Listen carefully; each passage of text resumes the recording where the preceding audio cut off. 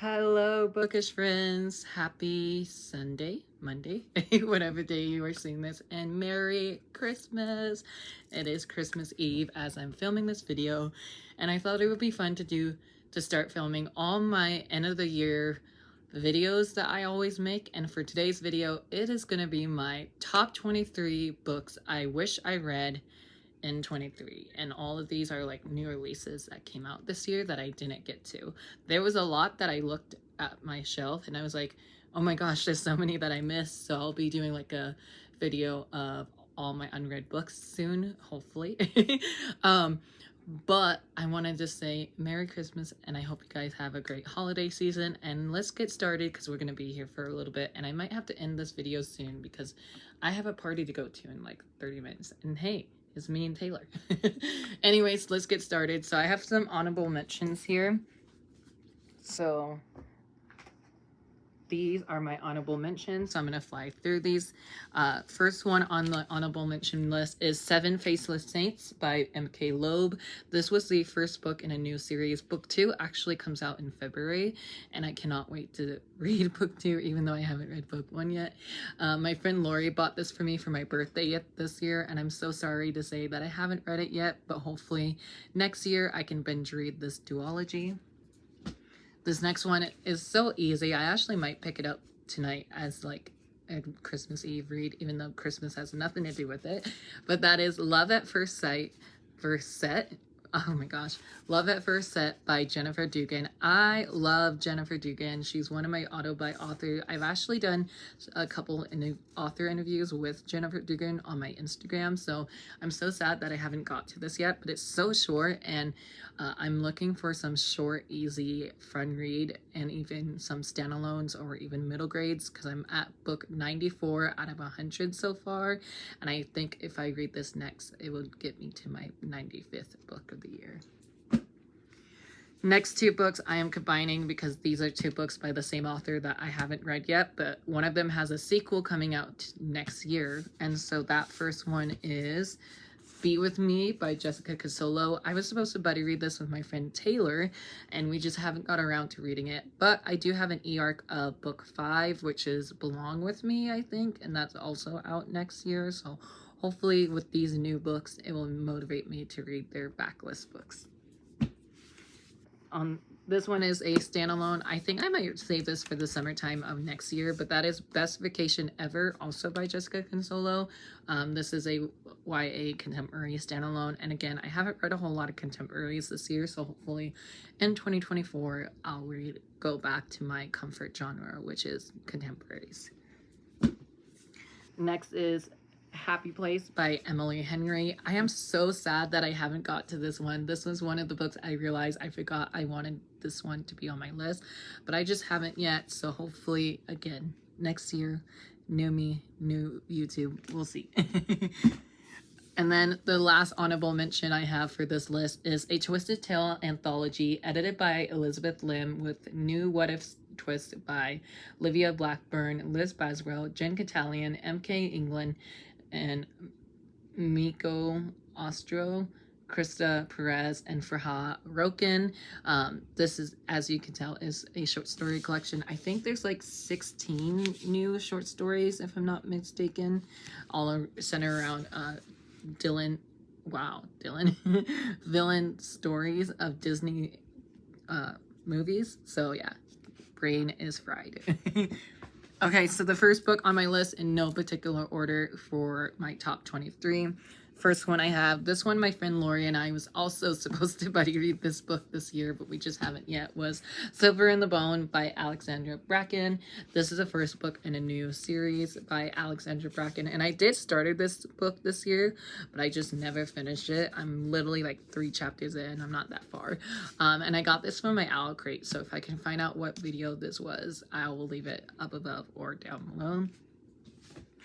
Then I have The Adventures of Amina Al-Sarafi. This is actually on my December TBR, but I don't know if I'll get to this in December just because it's quite chunky and I haven't been in the mood for fantasy. I've been in the mood for more of a sci-fi, which is quite interesting, but I'm excited for this nonetheless, and hopefully we'll get news about book 2. I don't know if there is or not.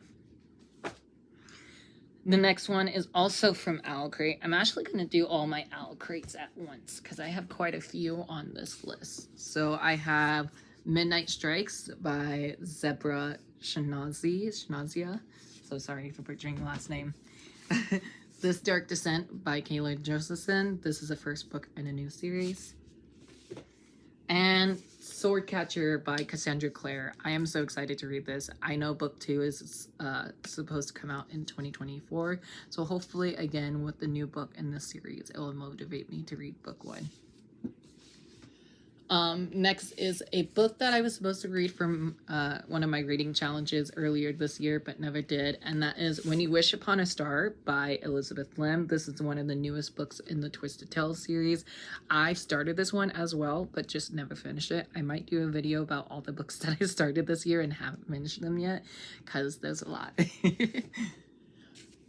Then I have Mermaids Never Drown, Tales to Die For, edited by Zoraida Cordova and Natalie C. Parker, along with so many other authors. I got this book sent to me by Zoraida Cordova, and I'm so sad that I haven't read it yet. But I might save this for a readathon that I need for next month. Then I have The Last Tale of the Flower Bride. Oh my god, Last Tale of the Flower Bride by Rashani Chakshay. I've been hearing mixed reviews about this adult fantasy standalone novel, and so I'm curious to see if I will like it or not, and I'm hoping I'll get this off my TBR next year. And I think this is a first in a series, or it's a standalone. I don't know, we'll see. Hopefully it's a standalone, because that'll be nice. Then we have In the Lives of Puppets by TJ Klune. This is one of my favorite auto-buy authors, and I haven't read his new book yet, and I'm so sad because I bought this as a signed copy when I was in Maine this past summer. So I had time to read this, but I never picked it up. So again, hopefully I'll read it soon. Then we have House of Roots and Ruins by Erin A. Craig. This was a sequel that came out this year that I just haven't got around to reading it yet. Beautiful sprayed edges from Barnes & Noble. Love it. And I'm hoping there will be some news about book 3. But I don't know if there is, so there's that. This one, I'm honestly just scared to read it, even though it's so short. It is the final book of the whole entire universe, and I love this universe so much, and that is Dawn of the Jaguar by J.C. Cervantes. This is, like I said, the second and final book of the Stormrunners universe, and this is the second book in the Shadow Bruja duology.